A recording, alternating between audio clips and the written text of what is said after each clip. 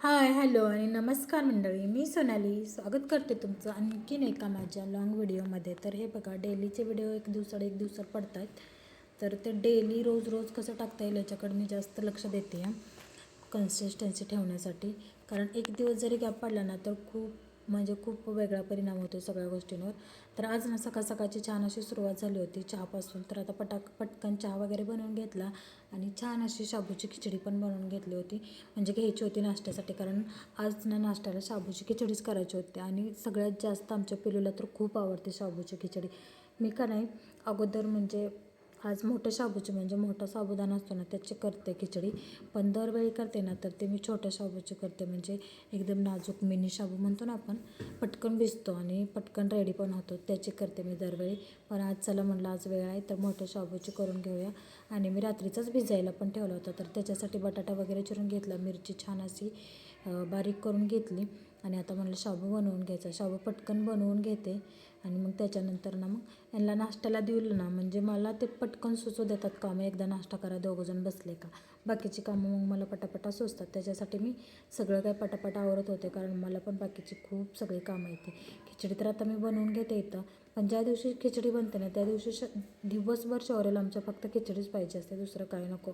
चपाती ही अजिबात त्याला काय सुद्धा आवडत नाही. तर हे बघा एवढीशी खिचडी अशी बनवून ठेवली होती. यांनी नाश्ता वगैरे करून मी पिलूसाठी एक्स्ट्राची थोडी काढून घेतली होती. त्याच्यानंतर माझ्या घरात ना कपडे धुणं भांडी काय चाललं होतं. तोपर्यंत आमच्या पिलूनं बघा इथं साबणांचं किती छान असं खेळ मांडला होता. खूप मस्त असं मांडलं होतं त्यानं, खेळत बसला होता तो.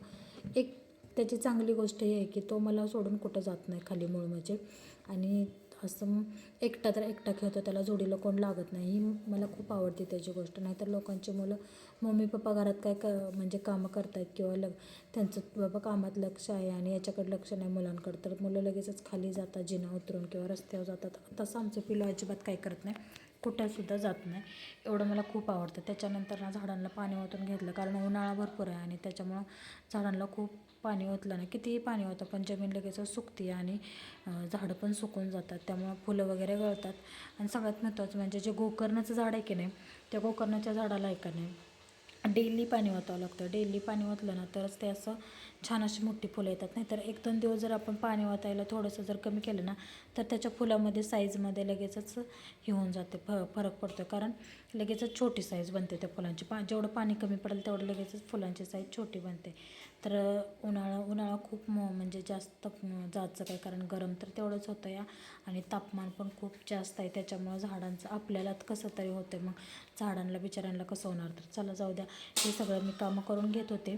त्याच्यानंतर जे मस्कमेलांचं मी तुम्हाला याच्या आधी पण सांगितलं असेल, डबल वेल आले 2-3 आणि त्याला छान अशी फळं पण यायला लागलीत. मस्त अशी फळं आलेली आहेत त्याला, तुम्ही बघू शकता. आणि आता कढीपत्ता पण उन्हाळा असून पण छान फुटला आहे, मस्त असं फुटलं आहे. आंब्याची झाडं कट केल्यापासून छान असे फुटले आहेत. आणि लिंबोणीचं पण झाड जे आहे ना कट केल्यापासून ते तर खूपच छान फुटले. आता हे आहे का नाही वेल जरा मोठा झाला आहे आणि तो जमिनीवर पडतो आहे. असा जमिनीवर पडलं का ते फळाला थोडंसं जरा असं ते जमिनीवर खाली पडला का ते फळ तापलेल्या फरशीमुळं किंवा त्या स्लॅबमुळं तापलेलं काय होतं आहे, लगेचच असं गळून पडतं आहे, सडल्यासारखं होतं. त्याच्यामुळे मी तो सगळा वेल आहे का नाही चाफ्याच्या झाडावरती चढवला. त्याच्यानंतर केसांना थोडंसं तेल लावून छान अशी मॉलिश करून घेतली मस्तपैकी. आठवड्यातनं एकदा का होईना पण तेल केसांना लावलंच गेलं पाहिजे, नाही का. तुम्ही लावता की नाही मला नक्की सांगा कमेंटमध्ये. आणि हे आपल्या केसांसाठी चांगलं आहे, कारण केसांची थोडीशी तरी निगा राखली पाहिजे, नाही का, काळजी घेतली पाहिजे. नाहीतर गळून जातात. रोजच बिना तेलाचं केस खूप तुटतात बिना तेलाचं दररोज ठेवून.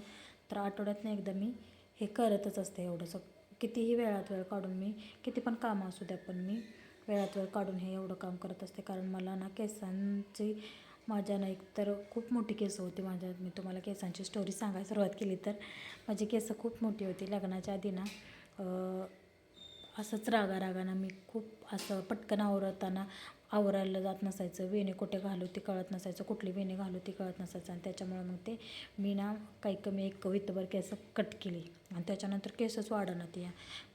असे तर म्हणजे परिस्थिती एवढी बिकट झाली, केसच वाढणार ती. 2-3 वर्ष किती ट्राय केला पण केसच वाढत नव्हते. आता बायकांचं कसं असतं, उलट असतं, केस कट केले का छान असे वाढतात, पण माझं उलटच काम झालं आणि केसच वाढत नव्हते. आणि आत्ताशी कुठं केस छान असे वाढायला लागलेत.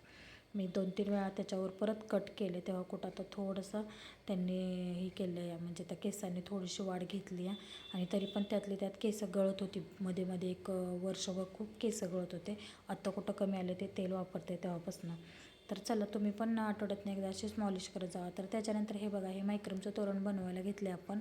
आणि याची किंमत आहे की नाही तुम्हाला मी 500 रुपये अशी सांगितली. फ्री शिपिंग आहे, कोणाला ऑर्डर करायचं असेल तर करू शकता.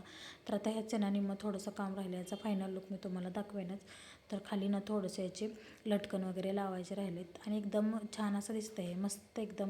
तुम्ही याचा फायनल लुक बघितला ना तर तुम्ही खुशच व्हाल, एवढं छान वाटतं ते. मला पण वाटलं नव्हतं की एवढं छान दिसेल म्हणून. मला वाटतं 3-4 दिवस झाले विणत होते, जसा टाईम भेटेल तसं विणून मी तयार केले. आता थोडंसं लास्टचं म्हणतो का नाही आपण, लास्ट टच थोडंसं टचअप राहिला त्याचा फायनल लुक तुम्ही बघून घ्या. हे बघा किती मस्त आणि छान असं वाटतं आहे. तुम्हाला ज्या कलरमध्ये हवा असेल ना तर त्या कलरमध्ये मी तुम्हाला बनवून देईल. नक्की मला ऑर्डर करा. याची किंमत आहे फक्त आणि फक्त 500 रुपये. तर कसं वाटतं मला नक्की सांगा. मला तर खूप जास्त प्रमाणात आवडले. मला वाटलं पण नव्हतं एवढं छान दिसेल म्हणून. खूप छान अशी ही डिझाईन वाटते. तर ज्याला कोणाला हवं असेल त्याने इंस्टाग्रामवर मला DM करू शकता किंवा कमेंटमध्ये तुम्ही, कमेंट बॉक्स तुमच्यासाठी ओपन आहे, त्यामध्ये तुम्ही मला याच्याविषयीची माहिती विचारू शकता. तर त्याच्यानंतर संध्याकाळच्या वेळी ना पिलूला थोडंसं आम्ही ग्राउंडवर घेऊन गेलो होतो खेळण्यासाठी.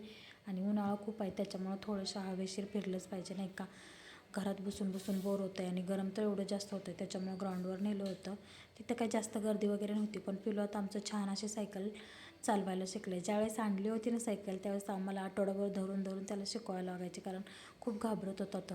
पण आता त्याला आम्ही म्हटलं ना, बाळा तुझा फोटो काढतो किंवा तुझा व्हिडिओ काढतो, लगेचच सायकल चालवायला सुरुवात करतं ते. आणि खूप छान आता सायकल चालवायला लागली आहे. 1-2 वर्ष ही वापरायची आणि त्याच्यानंतर मग मोठी अशीवाली उंचवाली सायकल घ्यायची छान अशी त्याला.